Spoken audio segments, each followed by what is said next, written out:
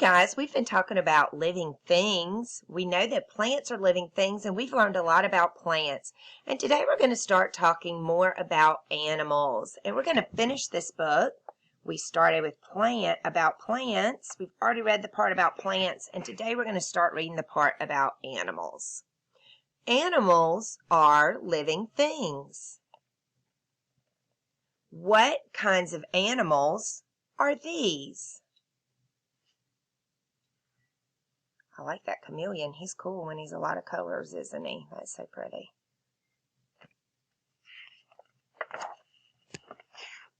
Name some big animals.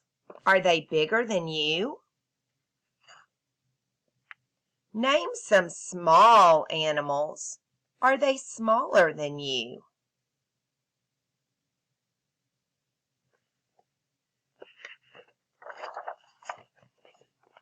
Some animals live where it is hot and dry. Some animals live in forests. How are they alike? How are they different?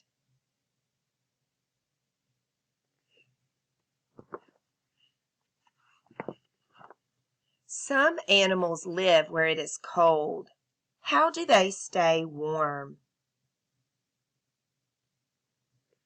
Some animals live in water. How do they move around?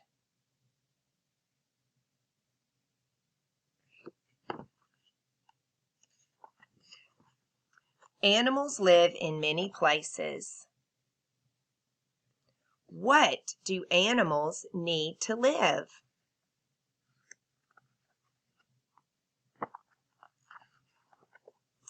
What would the world be like without living things?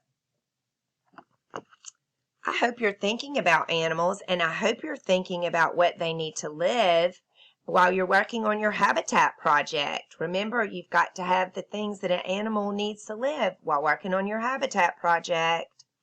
All right, guys, we are done with that today. Great job.